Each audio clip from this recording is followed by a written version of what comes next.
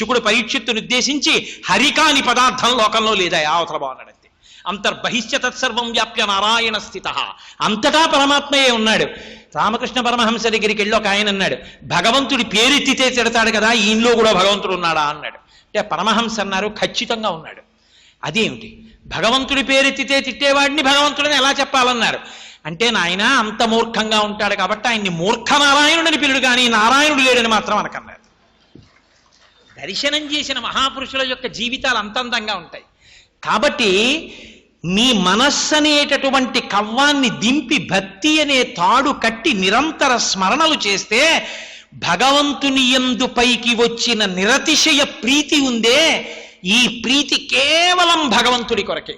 ఇటువంటి నిరతిశయ ప్రీతి ఏ గుండెల్లో ఏర్పడుతుందో దాని కొరకు వేరొకడు రాడు దానిని తినడం. అది తినడానికి వచ్చేవాడు పరమాత్మ ఒక్కడే. అందుకే కృష్ణుడు ఇంట్లోకి వచ్చి వెన్న తినడం అంటే, నవనీతం తినడం అంటే కేవలము ఎవరి గుండెలలో నిరతిశయ ప్రీతి భగవంతుని యందున్నదో అటువంటి వారిలోకి వచ్చి ఆ భక్తిని ఆ ప్రీతిని తాను స్వీకరించడమే నవనీత చౌర్యం. అది వాళ్ళకి కూడా తెలియదు ఆయన పుచ్చేసుకుంటున్నాడని, అంత గొప్పగా పుచ్చుకుంటాడు. ఇది చెప్పడం కోసమని నవనీత చౌర్యం చేశాడు తప్ప ఆయన కర్మకాలి వెన్న దొంగతనం చేయవలసిన అవసరం ఆయనకేం లేదు. ఆ వెన్న సృష్టించిన వాడు ఆయన, పాలు సృష్టించిన వాడు ఆయన, ఆయనే తినాలనుకుంటే వెన్న లేదా? ఆయన కర్మ వెన్న తినడానికి.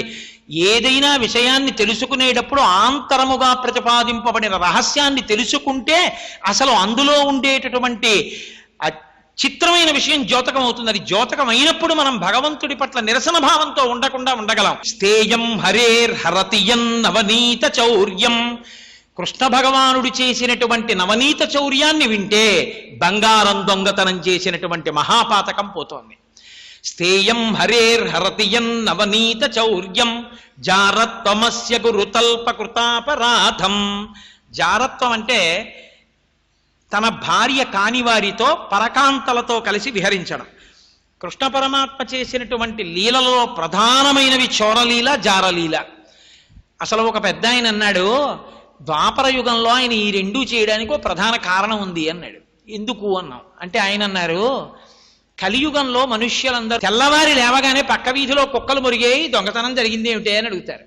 కనీసం పొద్దున్న లేవగానే కృష్ణుడి దొంగతనం తలుచుకుని రాత్రి పడుకోబోయే ముందు జారలీల తలుచుకున్నా అలా అయినా వీళ్ళు ఉద్ధరింపబడతారని ఈ రెండు లీలలు చేశాడయా. మనుషుల యొక్క మనస్ ప్రవృత్తిని బట్టి కలియుగంలో పుట్టే వాళ్ళని ఉద్ధరించడానికి ద్వాపర యుగంలో ఈ రెండు లీలలు చేశాడన్నారు. ఇక్కడ లీలాశుకుడు అంటున్నాడు, జారత్వమస్యకు రుతల్ప కృతాపరాధం.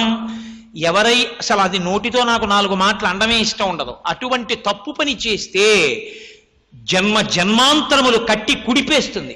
అసలు అది ఊహలోకి కూడా రాకూడదు. గురువుగారి భార్యతో కలిసి ఏకశయ్యందు పవళించినటువంటి పాపం పోవడానికి, అంటే చేసేసి ఇటువంటివి చేయమని కాదు నా ఉద్దేశం, తెలియక చేసిన వాడికి పాప విముక్తి కోసం. జారత్వమస్య గురుతల్ప కృతాపరాధం. కృష్ణ భగవానుడి యొక్క రాసలీల వినాలి. కృష్ణ భగవానుడి యొక్క రాసలీల ఇవాళ మన దురదృష్టం ఏమిటంటే, నేను ఒక మాట అంటే మీరు మనసులో ఖేదపడకండి, నేను ఒక యథార్థం చెప్తాను.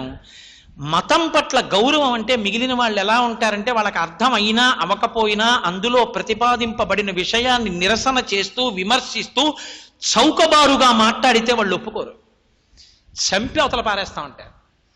సనాతన ధర్మంలో ఉన్న గొప్పతనం ఏమిటంటే, ఇందులో ఉన్న పేర్లే పెట్టుకుని హిందూ మతంలో ఉన్న దేవతల మీద పరిహాసంగా మాట్లాడడానికి వీలైనంత రీతిలో అసలు వస్తువులు ఇంకా ఎక్కడా దొరకవు.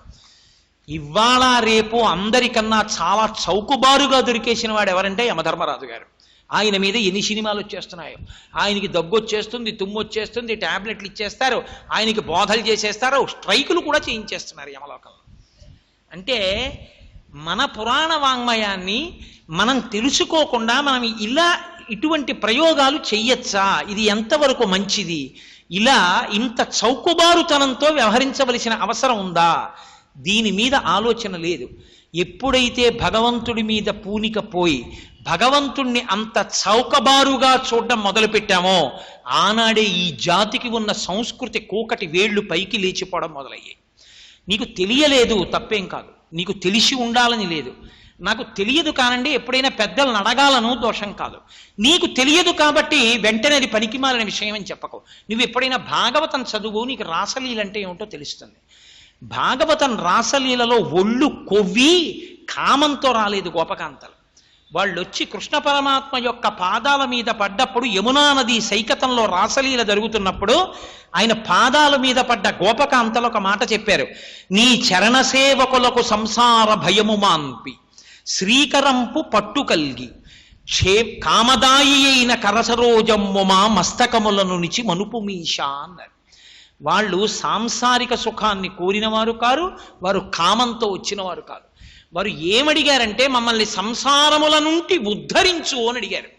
సిరికి ఉదార చిహ్నములు చేయు భవచ్చరణారవిందముల్ సరసిజ నేత్ర మా తపము సంపద చేరితి మెట్టకేలకొన్ మా మగల మాటల నొల్లము పద్మగంధముల్ మరగిన తేటులిసర ఇతర కుసుమమ్ముల చెంతకు పోవ నేర్చునే అని అడిగారు వాళ్ళు.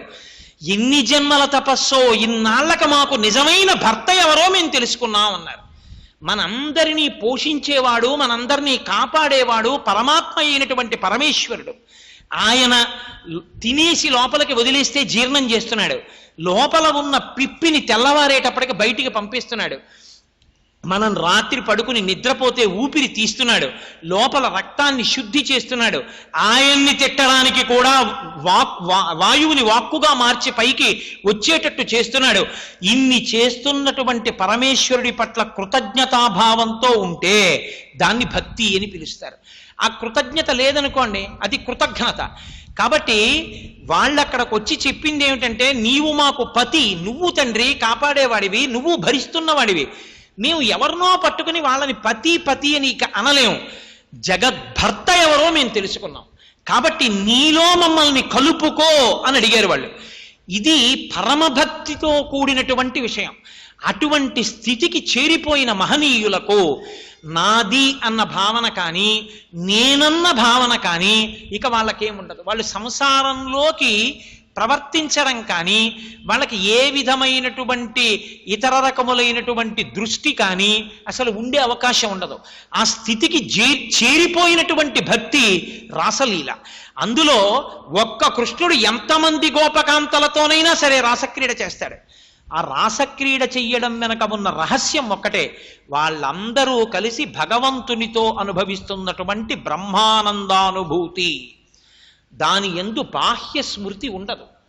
భగవాన్ రమణులు అరుణాచలంలో పాతాళలింగం దగ్గర కూర్చుని అంతర్ముఖులయ్యారు. కటిక చీకటి.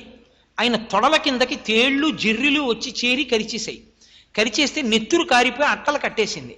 ఆ తొడల కింద చేరిపోయి మాంసాన్ని తినేస్తే ఆయనకి బాహ్యస్ఫురణ లేదు. ఆయన అలాగే కూర్చుని ఉన్నారు. ఎక్కడో ఉన్నటువంటి శేషాద్రి స్వామి గమనించి, ఒక బ్రాహ్మణ స్వామి పాతాళలింగం దగ్గర ఉన్నాడు, పైకి తీసుకురండి అన్నారు. ఆయన చంకల్లో చేతులేసి పైకెత్తి తీసుకొచ్చి ఇప్ప చెట్టు కింద కూర్చోబెట్టారు. ఇప్ప చెట్టు కింద కూర్చోబెట్టడం కోసమని ఆయన్ని పైకెత్తినప్పుడు చూస్తే తొడల కింద మాంసపు ముక్కలు వేలాడుతున్నాయి, తేళ్లు పట్టున్నాయి. ఆయనకి స్ఫురణ లేదు దాని గురించి. ఆయన్ని ఇప్ప చెట్టు కింద కూర్చోపెడితే అలాగే బ్రహ్మానందానుభవంలో ఆయన ఉండిపోయారు. ఆయన సాక్షిగా ఉన్నారు శరీరానికి అంతే. అప్పుడు అటువంటి మహాపురుషుణ్ణి చూసినప్పుడు ఒక పిచ్చివాళ్ళే కనపడతాడు. ఎందుకంటే మీకు అర్థం కాలేదు కాబట్టి. మీకు అర్థం కాకపోతే పిచ్చివాడు కాడు. భక్తి ఉన్మాదంలో పరమాత్మతో కలిసి బ్రహ్మానందానుభవాన్ని పొందుతున్నటువంటి మహాయోగుల యొక్క స్థితి రాసలీల. అటువంటి రాసలీల కృష్ణుడు చేసిన జారత్వంలా పైకి కనపడుతుంది. 1కి 10 మాటలు అడిగాడు పరీక్షిత్తు, కృష్ణుడు ఈ పని చెయ్యొచ్చా అని. అది జారత్వము కాదు, బ్రహ్మానందానుభవము. మొక్కల దగ్గరికి వెళ్ళి అడిగారు కృష్ణుడేడని. నల్లనివాడు, పద్మనయనం ములవాడు, మౌళి పరిసర్పిత పింఛమువాడు, నవ్వు రాజిల్లెడి మోమువాడు, చెల్వెల మానధనమ్ము తెచ్చనో మల్లియలార మీ పొదల మాటున లేడు కదమ్మ చెప్పరే. ఎవరైనా మల్లెపూల దగ్గరికి వెళ్ళి అడుగుతారండి ఆ మాట. పున్నాగ కానవే పున్నాగ వందితు తిలకంబ కానవే తిలక నిటలు, ఘనసార కానవే ఘనసార శోభితు బంధూక కానవే బంధుముఖ్యు, చందన కానవే చందన చర్చితు కుందంబ కానవే కుందరదను, మన్మథ కానవే మన్మథాకారుని వంశంబ కానవే వంశధరుని, కువల వృక్షయ కానవే కువలయేషు ఇంద్రభూజను కానవే ఇంద్ర విభవు ప్రియక పాదవ కానవే ప్రియ విహారు అనుచు కృష్ణుని వెదకి రయ్యబ్జముఖులు అన్నారు పోతన గారు. మొక్కల దగ్గరికి వెళ్ళి పూల మొక్కల్ని చెట్లని వాళ్ళు అడిగారు, కృష్ణుడేడి కృష్ణుడేడి కృష్ణుడేడని.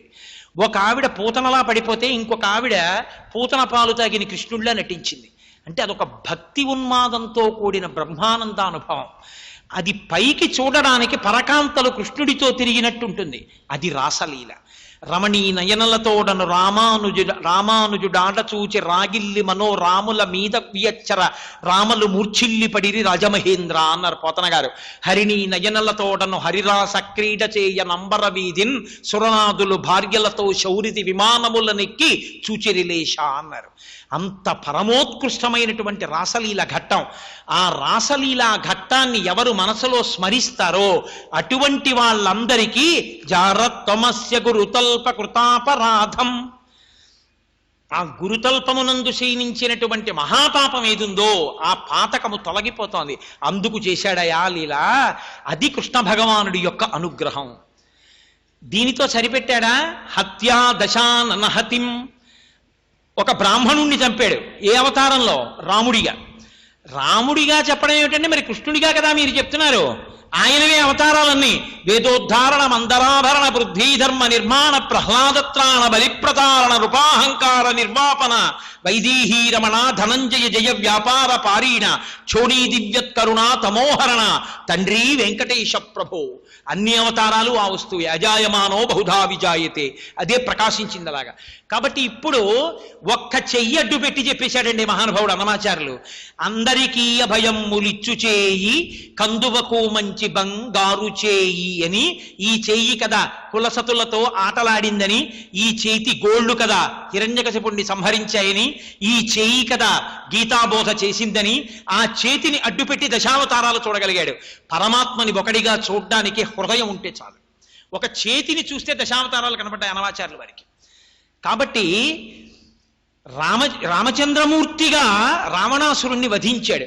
రావణాసురుణ్ణి వధించడం క్రూర కర్మ అని మీరు అనుకోకండి, పరమ కారుణ్యము. అది ఎవరికి తెలిసిందో వాళ్ళు రాముణ్ణి ఇంకో పేరు పెట్టి పిలవలేదు. ఆయన్ని సాక్షాత్తుగా కరుణాంబోనిధి అని పిలిచారు. దాశరథి కరుణాపయోనిధి, దయకు సముద్రము వంటివాడా అని పిలిచారు. నిజంగా రావణాసురుణ్ణి చంపేయడం అనేటటువంటిది క్రూర కర్మ అయితే దానికి మీరు నేను కాదు చెప్పవలసింది, మండోదరి చెప్పాలి. ఇలా చంపేయచ్చామా ఆయన్నని ఆవిడ అనలేదు. ఆవిడ ఏమందో తెలుసా అండి? యుద్ధకాండలో రావణాసురుడి శరీరం నేల మీద పడిపోయి ఉంటే మేనాలో తీసుకొచ్చారు మండోదరిని. తీసుకొస్తే పల్లకీ దిగిన మండోదరి రామలక్ష్మణుల వంక చూసి చాలా వ్యగ్రతతో కూడిన మాట మాట్లాడుతుంది అనుకున్నారు. ఆవిడంది, అందరూ రాముడి చేతిలో నువ్వు చచ్చిపోయావంటున్నారు, కానీ రావణ నేనేమంటున్నానో తెలుసా? నీ ఇంద్రియముల చేతిలో నువ్వు చచ్చిపోయావు.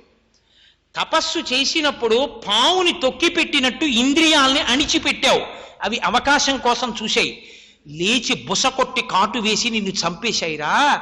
నేను నీ ధర్మపత్నిని, నాలో లేని అందమేది నీకు సీతమ్మలో కనపడిందిరా. ఆవిడ రూపంలో నీకు నీవుగా నీ మృత్యువుని తెచ్చుకున్నావు.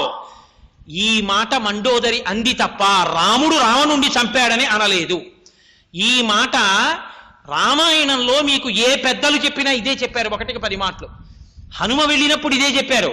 రావణ, రాముడు నిన్ను చంపితే ఎందుకు చంపుతాడో తెలుసా? ఇంత మహాపాతకం చేసిన వాడివి సీతమ్మని తీసుకెళ్లి అప్పజెప్పకపోతే ఈ పాతకాన్ని నువ్వు భరించలేవు. ఇంకా నీకున్నటువంటి పుణ్యం చాలదు. సీతమ్మ చెప్పింది, పగతిర్మానుషానంచ, నీకు ఈ పాపం ఎక్కడికెడితే పోతుందిరా నీకు అంది. హనుమ చెప్పారు, నువ్వు చేసిన పాపానికి ఏమైపోతారో తెలుసా? నీ లంక పోతుంది. మండిత విస్ఫులింగ విషమ జ్వలితానిల కీలలు అబ్జ గర్భాండము నిండ రామ వసుధాదిపుడేశడు వజ్ర సాధన ఖండిత పంక్తి కంటకన కంఠపురంతక శైల చాలనొద్దండ బల ప్రచండ పురదండ విఖండన చండకాండముల్ భాస్కర రామాయణంలో భాస్కరుడు అంటాడు, రామచంద్రమూర్తి వచ్చి కోదండానికి ఎక్కుపెట్టి బంగారు బాణములు విడిచిపెడితే దానిలోంచి వచ్చే అగ్నిహోత్రానికి లంక కాలిపోతుంది. నీ కంఠప్పిత కాలపాశము శిరో నిర్ఘాత పాతంబు లంకౌక సంచయ కాలరాత్రి గలబద్ధోదగ్ర కాలాహి కన్యాకారాగత మృత్యువున్ జనక కన్యన్ వేగ నొప్పించి లోకైకత్రాణుని రామునింకనము నీ కా బుద్ధి కాకుండినన్ సీతారాముల కోప స్ఫీతానల శిఖలు కలయబేర్చుచు లంకాభూత వ్రాతము భస్మీభూతముగా చేయుననిడు పొడమిన కిన్ కన్నంటాడు. ఎంత చెప్పినా వినని మూర్ఖత్వం. చిట్ట చివరికి ఏమైంది? చంపకపోతే ఇంకిన్ని పాపాలు చేసేస్తాడు. ఇప్పుడు ఇన్ని పాపాలు చేసిన వాడు ఇంకా పాతకం చెయ్యకుండా ఉండడం కోసమని ఆ ఉపాధి నుంచి విడుదల చేయించేశాడు రామచంద్రమూర్తి. ఇప్పుడు అది గొప్ప కారుణ్యమా? ఇన్ని అవకాశాలు ఇచ్చాడండి, మారుతాడేమో అని. ఇక మారడు. అప్పుడు తీసేశాడు ఆ ఉపాధిలోంచి. ఆ ఉపాధిలోంచి రాముడు తీసి ఉండకపోతే ఎంత దారుణమైన స్థితికి రావణుడు వెళ్ళిపోయి ఉండేవాడు. ఇది ఆయన యొక్క కారుణ్యం. అందుకే బాలకాండలో ప్రత్యక్షం అవుతూనే ప్రతిజ్ఞ చేశాడు, హత్వా క్రూరం దురాత్మానం దేవర్షీణాం భయావహం దశవర్ష సహస్రాణి దశవర్ష శతానిచ. మానవుడన్న వాడిని అవమానించాడు. మానవుడి గురించి వరమే అడగనన్నాడు. లోకానికి కంటకుడై ఉన్నాడు కాబట్టి చంపుతాను, అందుకొస్తున్నానన్నాడు. ఆయన యొక్క ఉద్దేశ్యం కేవలం రావణాసురుణ్ణి రక్షించడమే, రావణాసురుణ్ణి చంపడం. అటువంటి ఆ బ్రాహ్మణ హత్య ఉందే, అది లోకాన్ని కాపాడడం కోసం చేసినటువంటి ఇతివృత్తం. అందులో దాగి ఉన్న కారుణ్యాన్ని నువ్వు స్మరించగలిగితే హత్యా దశాన నహతిం, బ్రాహ్మణ హత్య చేసినటువంటి మహాపాతకం ఎవరికైనా ఉంటే రామాయణంలో రావణ వధ చదివితే ఆ పాతకం నశించిపోతుంది. యత్ పూతనా స్తనపయస్స పునాతు కృష్ణ. దేనికి? మధుపాన దోషం. మధు సేవించకూడదు. మధు అంటే ఆ కళ్ళు తాగకూడదు. యజ్ఞోపవీతం ఉన్నవాడు అసలు చేయకూడదు ఆ పని. అటువంటప్పుడు ఎవడైనా తెలిసో తెలియకో చేసి ఉంటే దేనివల్ల పోతుందా పాపం? పూతనాస్థనము నుంచి స్రవించేటటువంటి పాలు తాగిన చిన్ని కృష్ణుని యొక్క స్వరూపాన్ని భావన చేసి ఆ కథ ఒక్కసారి విని ఇంకెప్పుడు ఈశ్వరా నేను కళ్ళు తాగను అని ప్రమాణం చేస్తే కళ్ళు తాగిన పాపం పోతుందన్నారు. ఏమి లీలంటే అది నిజంగా అద్భుతమైన లీల. పుడుతూనే బోని పూతనా సంహారంతో ఏమీ తెలియని వాళ్ళే ఉయ్యాలలో పడుకుని ఉన్నాడంతే. వచ్చేసింది పూతన, మారువేషంతో వచ్చింది. గోపకులందరూ కూడా ఆవిడ్ని చూసి అనుకున్నారు లక్ష్మీదేవి వస్తోందనుకున్నారు. సిరిమమ్మం బ్రతకంగ చూచుటకునై శృంగార వేషంబుతో నరుదేనోపనటంచు గోపికలు జిహ్వల్రాక మోహించి తత్పరలై చూడల తంగిపోయి కనియన్ పర్యంక మజ్జంభునన్ బరు భస్మానల తేజు దుర్జన వధ ప్రారంభ కుంఠింబకున్నన్నారు పోతన గారు. బూది కప్పిన నిప్పులా ఉయ్యాల్లో పడుకుని ఉన్నాడు. ఈ పిల్లాన్ని చంపేస్తానని లోపలికెళ్ళింది. వస్తున్నది చంపడానికి వస్తోంది, స్తన్యంలో విషం పెట్టుకుని వస్తోందని తెలీదా? తెలుసు. పసిపిల్లాడిగా ఉన్నా ఆలోకేశ్వరుడా చరాచర విభుండా బాల గోపాలుడా బాలధ్వంసిని గొంతు గంటిడి వెసన్ బాలెంత చందంబునన్ పాలిండన్ విషమూని వచ్చుట మదిని చింతించి లోనవ్వుచున్ కాలంగేల కదల్పరాని కరణిన్ కన్మోక్షి గుర్పెట్టుచున్. ఏమీ తెలియని వాళ్ళ గుర్రు పెట్టి పడుకున్నాడు. వచ్చి చూసింది, ఈశ్వరుడి అందం అందమే. ఆవిడ కూడా పిల్లాన్ని చూసేటప్పటికి చంపలేకపోయింది. కానీ ఇంత అందమైన వేషం ఎందుకు కట్టానో తెలుసా? ఈ అందం లేకుండా చేయడానికి. కాబట్టి నాచను బాలొక గుక్కెడు ఓ చిన్ని కుమార త్రాగు మొయ్యన పిదపన్ నీ చెలువ మెరుగవచ్చును నా చెలువము సఫలమగును నలిన దలాక్ష. పిల్లాడా ఒక్క గుక్కెడు పాలు తాగరా, తాగితే నీ అందం ఏమిటో ఇంత అందమైన వేషం ఎందుకు కట్టానో తెలుస్తుంది, దా తాగంది. అదేమిటమ్మా మా పిల్లాడికి పాలిస్తామని పరిగెత్తుకొస్తున్నారు యశోదాదులు. తీసుకుంది, ఒళ్ళో పడుకోబెట్టుకుంది. పాలు త్రాగించడం కోసమని నిద్రపోతున్నట్టుగా నటిస్తున్న కృష్ణ పరమాత్మ యొక్క నోటిలో స్తన్యాన్ని పెట్టడానికి ప్రయత్నిస్తోంది. ఏమి అనుభవించారో పోతన గారు. ఆ చిన్ని కృష్ణుడు అంత గబుక్కుని పాలు తాగుతాడా? మేల్కొన్న తెరగున మెల్లన కనువిచ్చి క్రీగంట చూచుచు గిదిసి నీల్గి ఆవులించుచు చేతులాక సంబున జాచి యుదిగిలియా కొన్న యోజనూది బిగిచన్ను కవకేల కబళించి పీడించి గుక్క గుక్కకు గుటుకు గుటుకు మనుచు ఒక రెండు గుక్కలను విధ ప్రాణముల సైతము మేనిలో సత్వమెల్ల త్రావ నదియును గుండెలు తల్లడిల్ల ఇతర బాలుడ క్రియవాడ వీవు కాదు చన్ను విడువుము విడువుము చాలు ననుచు. ఒక్కసారి ఆ పిల్లాడి నోట్లో స్తన్యం పెడుతుంటే ఏమీ తెలియని వాళ్ళ ఇలా ఒళ్ళు విరుచుకుని ఓ చిన్ని ఆవలించి బలవంతంగా ఇలా కళ్ళు తెరిచి మూతలు పడిపోతుంటే ఏదో తాగలేక అమ్మ పాలు తాగుతున్న వాళ్ళ స్తన్యాన్ని నోటిలో పెట్టుకుని గుటుకుమనుచు 1-2 గుక్కల పాలు తాగేటప్పటికి ఆవిడ శరీరంలో ఉన్న ప్రాణాలతో సహా శరీరంలో ఉన్న సమస్త శక్తులను తాగేశాడు. నీరసపడిపోయిన పూతన అయ్య బాబోయ్ ఇతర బాలుర క్రియవాడ వీవు కాదు చన్ను విడువుము చాలు ననుచు వదులు అంటుంది ఆవిడ. పట్టితే వదలను అంటాడు ఆయన. సకృదేవ ప్రపన్నాయత వాస్మీతి చయాచతే అభయం సర్వభూతేభ్యో దదాంగే తద్వ్రతం మమ. ఏ రూపంలోనైనా సరే నన్ను పట్టుకుంటే మాత్రం వదలను. కామోత్కంఠత గోపికల్ భయమునన్ కంసుండు వైరక్రియా సామాగ్రించి శుపాల ముఖ్య నృపతుల్ సంబంధులై వృష్ణులను ప్రేమన్ మీరలు భక్తి మేము ఇది చక్రింగంటి విట్లైన నుద్ధామజ్ఞానగరిష్ఠులైన హరిచందన్వత్సు ధత్రీశ్వర. కాబట్టి ఆ పూతన ఆ పాలు తాగి ఏమీ తెలియని వాళ్ళ ఆవిడ ప్రాణాలు తీసేశాడు. అంతే పెద్ద శరీరం ఆ భూమి మీద పడిపోయింది. ఎంత కదిశ షట్కోశ దీర్ఘమై పడిపోయింది. 13 కిలోమీటర్ల దూరం పడిపోయిందిట. పడిపోతే అట్నుంచి వస్తున్నారు నందాదులు. వస్తున్న వాళ్ళు ఇంత పెద్ద శరీరం ఏమిటని గొడ్డళ్లతో నరికి అగ్నిహోత్ర సంస్కారం చేశారు. రగిలి పొగులు మగువ దేహము నుండి అగరు పరిమళముల పగలు వెడలే దేహ కల్మషములు శ్రీహరిముఖమున త్రవబడుట చేసి భూవరేణ్య అన్నారు. కొవ్వు ఎంత దుర్వాసన వస్తుందో అని ఉత్తరీయాలు ముక్కు కడ్డు పెట్టుకుని వెళ్ళిపోతున్నారు నందాదులు. అగరవత్తుల పెట్లు కాలిపోతున్నంత సువాసన వచ్చింది. ఎందుకని? ఎన్ని దేహ కల్మషాలైనా ఆ కృష్ణ భగవానుడి యొక్క నోటితో తాగేశాడు. ఇప్పుడు ఆవిడ మిగిలినది పూతన పరమ పవిత్రగా మిగిలిపోయింది. కాబట్టి ఆవిడ శరీరం కాలితే సువాసన వచ్చింది. పోతన గారు అన్నారు అక్కడ నిజంగా ఏమీ తెలియనటువంటి వాడిలా ఆ రోజున నేలంగూలిన మేటి పెన్నురముపై క్రీడించు ఓ బాలారమ్మని మోపు చేర్చుకొని సంస్పర్శించి యారార్చుచున్ గోలాంగూలము తిప్పి గోరదములను చల్లించి గోమయమునం చల్లి తద్బాలాంగంబుల గోమయంబలదిరా 12 నామంబులన్. ఒక పక్క భక్తి, ఒక పక్క వైరం. ఈ గోపకాంతలు ఆ శరీరం మీద పడి ఆడుకుంటున్న చిన్ని కృష్ణుడు పరమాత్మని తెలియదు. వాళ్ళు ఎత్తుకుని ఓ ఆవు తోక ఆయన చుట్టూ తిప్పి ఆవు పేడ శరీరానికి పెట్టి ఆయన యొక్క కేశవ నారాయణ గోవింద మాధవ మధుసూదన త్రివిక్రమ వామన శ్రీధర హృషికేశ పద్మనాభ దామోదర సంకర్షణ అచ్యుత అనిరుద్ధ ఇటువంటి నామాలతోటి ఆయన శరీరంలో ఉండే అవయవాలకి రక్షపెడుతున్నారు. ఆయనే ఆ నామాలు ఉన్నవాడని వాళ్ళకి తెలియదు. అది నిరతిశయమైనటువంటి భక్తి. ఆ భక్తికి కదండి లొంగేడు మహానుభావుడు.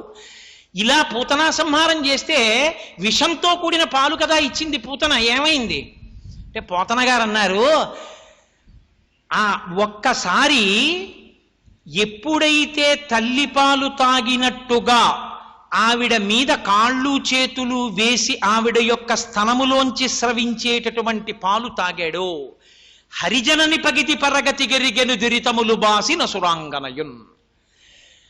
అమ్మ పాలు ఎలా తాగుతాడో అలా కృష్ణ పరమాత్మ పూతన యొక్క పాలు తాగిన కారణం చేత హరిని కన్న తల్లి ఏ గతులు పొందుతుందో పూతన కూడా అదే గతులు పొందింది. వెన్నునికొక పరివిషమగు పాలిచ్చిన పూతన చనినట దివికిన్. వెన్నుని కనిపించుచు తన చన్నిచ్చిన సతికి మరియు జన్మము కలదే. మరి చంపుదామని పాలిచ్చినటువంటి పూతన మోక్షం పొందింది. నా కొడుకని ప్రీతితో పాలిచ్చిన యశోద మోక్షం పొందింది. అసలు ఈ పిల్లవాడు మా పిల్లవాడు అని తెలియకుండా ఆవులు దూడలు కృష్ణుడిని చూసి ప్రేమించి పాలిచ్చే అవేమవ్వాలి? హరిగని చన్నులు కుడిపెడు తరుణుల పాపించు పదము తలపన్వసమే హరియారగించుటకు పాల్కురిచెడి ధేనువులు ముక్తి కొసల చెరించున్నన్నారు పోతన గారు. అక్కడ గోపకులంలో ఉన్నటువంటి గోపకాంతలు తల్లులు కాకపోయినా అక్క చెల్లెళ్ళు కాకపోయినా గోపాలకృష్ణుడికి పాలిచ్చారు, వాళ్ళకి మోక్షమే. అసలు మనుష్యులు కాకపోయినా ఆవులు దూడలు పాలిచ్చే అవి వాటికి మోక్షమే. మనుషులు కాబట్టి పాలిస్తే మోక్షం. ఆవులు నోరు లేనివి పాలిస్తే వాటికి మోక్షం ఏంటండి? అంతకన్నా ఎక్కువ ఇవ్వాలి అవి ఉన్నటువంటి ఉపాధి దృష్ట్యా. నోరు లేనివి పాలిచ్చాయని. కాబట్టి పోతన గారు అన్నారు మోక్షం కన్నా పైన ఏమైనా ఉందేమో నాకు తెలియదు, కాబట్టి ముక్తి కొసల చెరించును ఆ చివర ఎక్కడో ఉన్నాయన్నారు.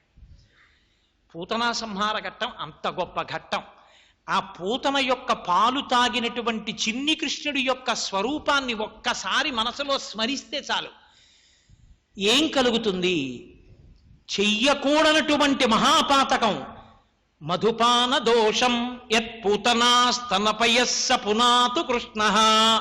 ఆ పూతన యొక్క పాలు తాగినటువంటి కృష్ణుడి యొక్క లీలని మనసులో స్మరించి చదివి నమస్కరించి ఇంకెప్పుడు ఇలాంటి తప్పు పని చెయ్యనని ఈశ్వరుడి ముందు ప్రమాణం చేస్తే వాడు ఇంతకు ముందు కళ్ళు తాగినటువంటి మహాపాతకం నశించిపోతుంది.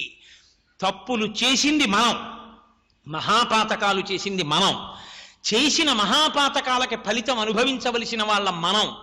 కానీ తండ్రి కనుక అయ్యో పిల్లలు ఎక్కడ పాడైపోతారో దీనికి పెద్ద పెద్ద ప్రాయశ్చిత్తాలు చెప్తే చేసుకోలేరని తానే లీల చేసి ఒరే ఒక్కసారి భక్తితో ఈ లీల విని కైమోడ్చి నమస్కరించి ఇక మళ్ళీ నేను ఇలాంటి పని చెయ్యనని ప్రతిజ్ఞ చేస్తే మిమ్మల్ని పంచమహాపాతకాల నుంచి ఉద్ధరిస్తానని కృష్ణ పరమాత్మ భాగవతంలో ఈ 4 లీలల్ని చేశాడు. దీనివల్ల ఈ 4 మహాపాతకాలు పోతున్నాయి. స్థేయం హరేర్హరతియం నవనీత చౌర్యం జారత్తమస్య గురుతల్ప కృతాపరాధం హత్యా దశాననహతిం మధుపాన దోషం యత్ పూతనాస్తనపయస్స పునాతు కృష్ణ. ఈ లీలలు చేసినటువంటి కృష్ణ భగవానుని యొక్క నిర్హేతుకమైన కృపా కటాక్షములు మా యందు ప్రసరింపబడి మేమందరము పునీతులమగుదముగాక. కృష్ణ పాదార విందముల యందు చెక్కు చెదరని భక్తి ప్రపత్తులు మాకు కల్పింపబడుగాక. దాని వలన మా మనుష్య జన్మ సార్థకత పొందుగాక అని మహానుభావుడు లీలాశకుడు అందులో ఉండేటటువంటి సారాన్ని వివరిస్తూ జాతికి అందించినటువంటి అమృత ఫలం వంటి శ్లోకం ఆ శ్లోకం. శ్రీ ఉమామహేశ్వర పరబ్రహ్మార్పణమస్తు. స్వస్తి.